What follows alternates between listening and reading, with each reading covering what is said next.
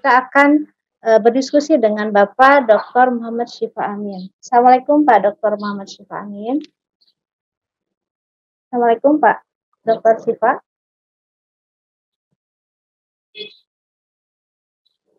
Oke, mohon untuk di-unmute kepada operator untuk Bapak Muhammad Syifa Amin.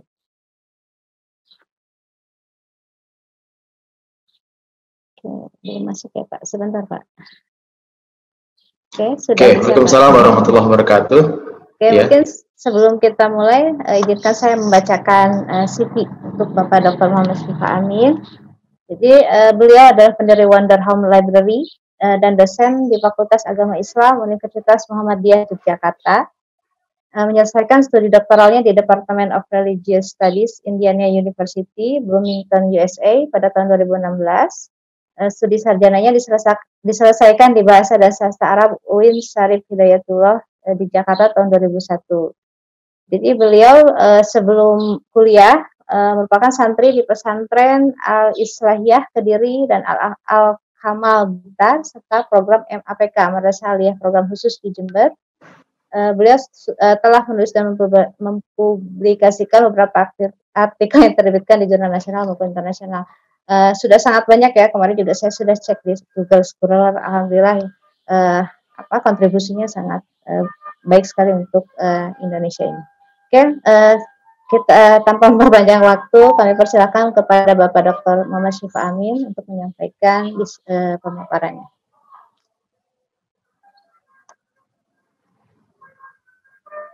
Baik, Assalamualaikum warahmatullahi wabarakatuh. Waalaikumsalam warahmatullahi wabarakatuh. Oke, alhamdulillah, makasih atas undangannya Gus Dur. Biasa saya panggil Pak Abdurrahman dengan Gus Dur, terus kemudian juga tadi presentasi yang sangat menginspirasi dari Dr. Dani, juga ada di sana Mas atau Pak Abdul Ghafur. Jadi sebenarnya saya ini dari sisi apa yang diistilahkan sociopreneur ini yang paling bungsu. Jadi saya terinspirasi dari apa yang telah dilakukan oleh Dr. Dani, oleh Pak Dr. Abdurrahman maupun Dr. Ghafur dengan kerja-kerja sosialnya yang sudah sangat lama dan memberi manfaat buat sekitarnya. Tapi izinkan di sini saya memberi satu gini. Intinya gini. Ya sebelumnya saya sudah paling nggak membaca apa yang kiprah teman-teman saya, Dr. Abdurrahman, Dr. Dani dan Ghafur. Kemudian saya ingin kira-kira apa yang secara sosial bisa saya lakukan, yang selain kesibukan harian ngajar meneliti di kampus, tapi di masyarakat juga memberikan sesuatu gitu. Terfikir satu angle yang mungkin bisa dikembangkan itu adalah perpustakaan berbasis masyarakat atau komunitas atau lingkungan yang juga sama dengan Masjid Bercahaya, bisa diadopsi di mana saja sesungguhnya. Apalagi ketika saya belajar di Amerika, itu perpustakaan itu menjadi pusat literasi, menjadi pusat aktivitas dari anak-anak, remaja sampai orang tua, bahkan orang-orang yang gelandangan atau homeless pun beraktivitas di perpustakaan tersebut yang merangkul semuanya dari sisi pendidikan, dari sisi literasi tidak hanya literasi baca tulis bagi para pelajar, tapi juga literasi tentang bagaimana mendapatkan pekerjaan bagi kalangan homeless tadi itu. Kira-kira seperti itu. Terus kemudian bagaimana kontekstualisasinya di Indonesia dan seterusnya dan seterusnya. Tapi izinkan saya juga menjelaskan atau memberi background tentang apa sih idealisme atau hubungannya dengan dasar-dasar ajaran di dalam agama Islam. Kalau tadi pesantren risetnya Dr. Dani maupun Masjid Bercahayanya Dr. Abdurrahman itu memang basisnya Islam banget. Masjid adalah institusi keislaman, pesantren juga institusi keislaman. Kalau Wonder Home Library ini tidak begitu kelihatan identitas keislamannya, tapi berakar dalam atau berakar kuat di dalam beberapa basic dari ajaran Islam itu sendiri. Jadi kira-kira begini. Pertama, tentu saja dasar yang mendalam itu adalah di level internal kami, para pegiat di literasi di Wonderhome Libraries. Ini adalah iman, ilmu, amal, dan ihsan itu adalah satu doktrin keislaman yang established, yang harus dipahami bahwa kita melakukan sesuatu itu dasarnya adalah iman, dasarnya adalah ilmu, dasarnya adalah keinginan untuk beramal, dan beramal dengan cara yang terbaik. Allah Subhanahu wa taala dalam surah As-Sajdah itu kan mengatakan berfirman bahwa Alladzi khalaqa kulla syai'in Alladzi ahsana kulla syai'in khalaqa, yang membuat baik atau sempurna segala sesuatu yang Dia ciptakan. Kira-kira itu. Ujungnya adalah kualitas kerja kita, dasarnya iman, dikuatkan dengan ilmu yang baik, dorongan amal saleh, dan kualitasnya adalah kualitas ihsan. Itu di internal kami paling tidak mempunyai pemahaman yang sama tentang hal itu. Tapi bentuk keluarnya itu kan level internal, level subjektif kita sebagai Muslim. Level eksternalnya, dan itu untuk menguatkan kualitas kita sebagai abid atau sebagai hamba Allah. Kemudian ada fungsi kedua dari seorang manusia dalam Islam, itu namanya khalifah. Dan khalifah itu ya keberadaan kita di muka bumi, kita di muka bumi, kita menjadi manusia, menjadi pemimpin, harus merawat bumi sebaik mungkin, harus merawat bumi agar harmoni dan kemaslahatan tetap terjaga, kira-kira begitu. Dan itu bisa sharing nilainya dengan yang lain-lain, tidak hanya komunitas, tapi juga komunitas-komunitas yang lain. Oleh sebab itu, kalaupun ada orang yang secara keagamaan atau secara akidah bukan Muslim, minimal mereka punya prinsip-prinsip spiritual, intelektualisme, aktivisme, dan profesionalisme. Spiritualisme yang landasan keyakinan mereka. Terus kemudian yang kedua adalah intelektualisme.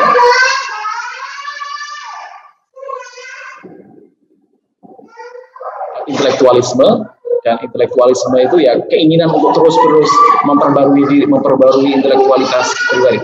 Sebentar.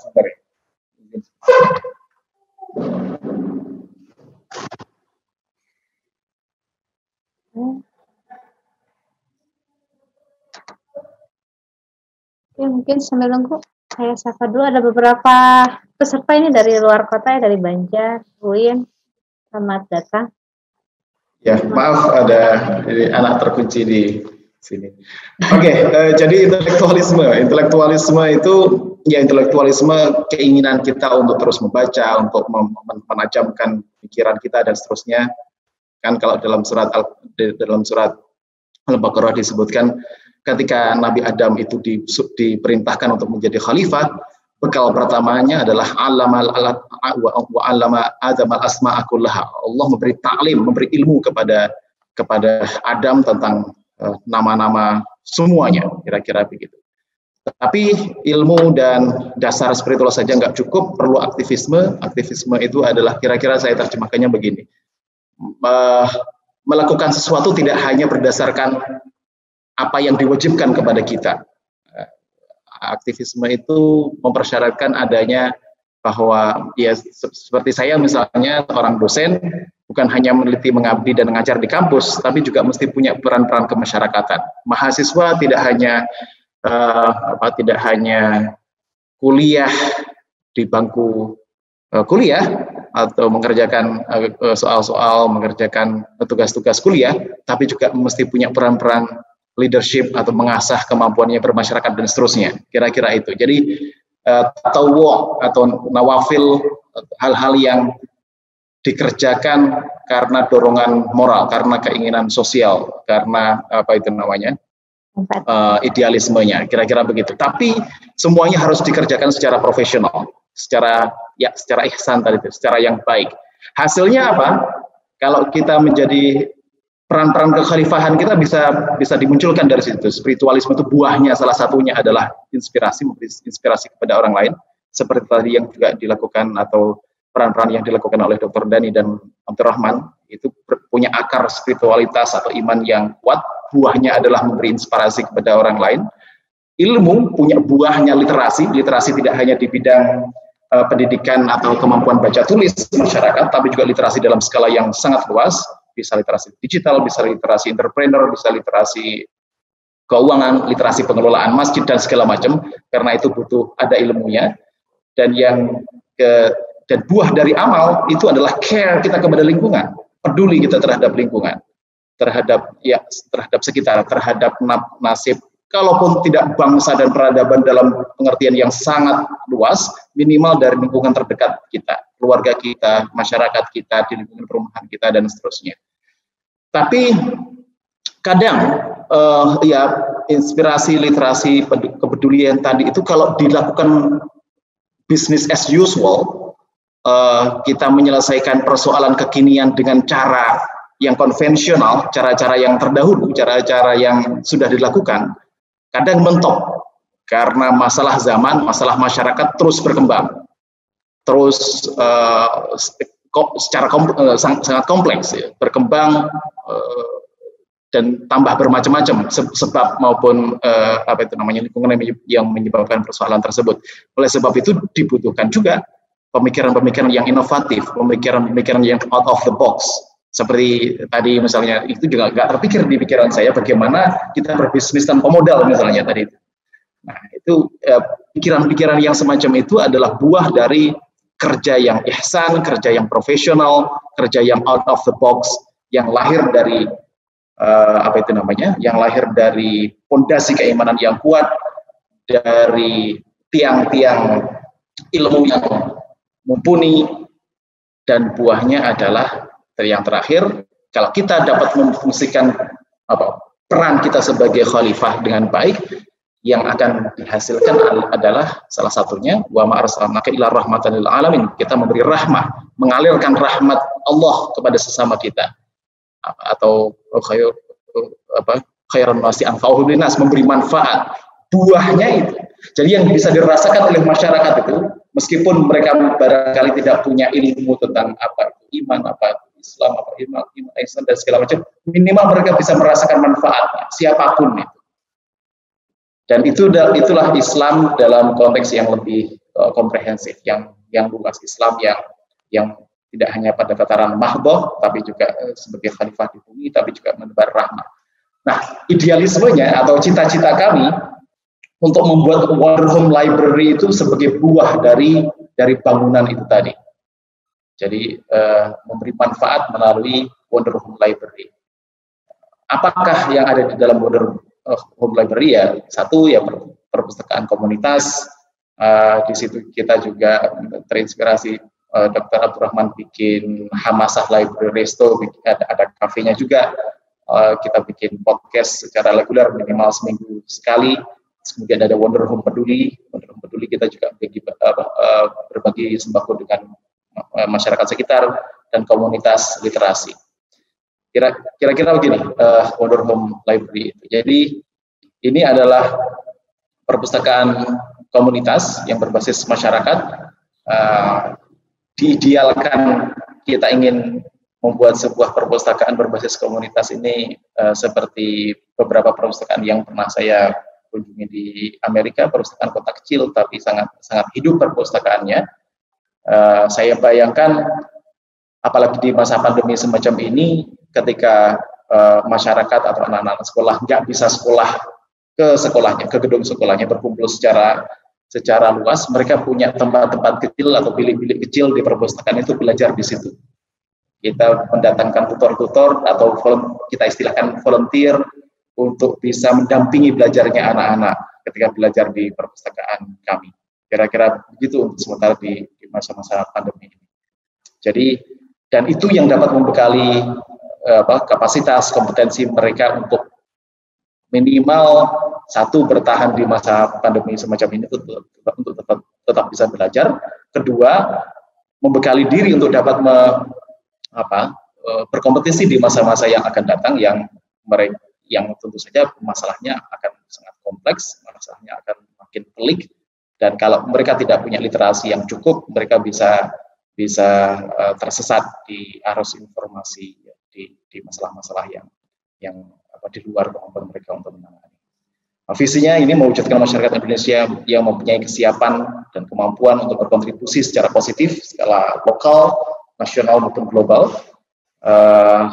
menyediakan fasilitas bagi masyarakat untuk belajar dan meningkatkan literasi mereka, memberi ruang belajar bagi masyarakat dapat menempa diri mereka, dan juga membangun budaya literasi melalui rumah berbasis lingkungan.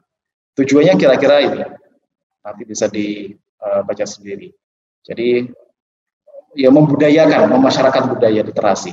Dan yang saya bagian yang terakhir ini juga penting, memotong lingkaran keterbelakangan, kemiskinan, kebodohan dengan peningkatan sumber daya melalui pendidikan, pembelajaran, pelatihan hidup agar masyarakat mampu bersaing dan berkontribusi di skala yang lebih luas. Jadi kebetulan saya hidup di perumahan, tapi di sekitar saya itu adalah masyarakat yang secara ekonomi maupun pendidikan tidak sebaik yang tinggal di perumahan. Kami atau Wonder Home Library juga berkomitmen untuk mencari orang ini, memberi pembelajaran buat orang-orang yang secara ekonomi paling memprihatinkan atau secara pendidikan tidak tergarap, dan kita ajak mereka untuk untuk belajar bersama, meningkatkan kompetensi literasi bersama di perpustakaan.